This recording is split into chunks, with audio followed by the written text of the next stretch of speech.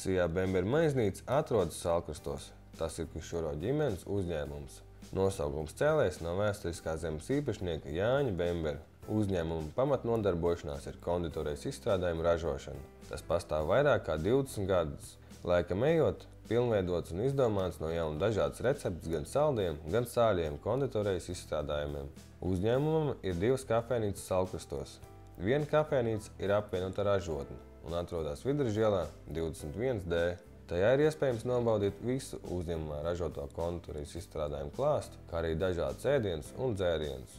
Viens no ēdieniem ir malks krāsnī cepts picas itāļu gaumē.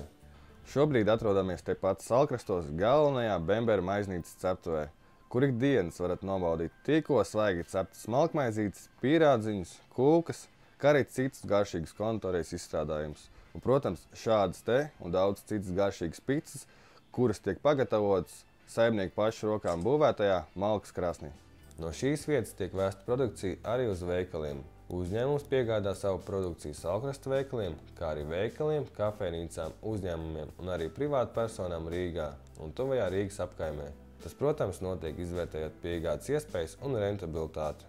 Otra kafejnīca atrodas Salkrastu centrā, Raņa ielā 7. Tajā ir konditorijas izstrādājumi, bet mazliet mazākā piedāvājumā. Savukārt ēdienklāsts ir plašāks. Šīs kafejnīcas ēdienas ir kebabs. Arī kebabu pagatavošanai nepieciešamā maizīte uzņēmuma darbinieki cep paši, kā arī piegādā dažādām kafejnīcām Rīgā.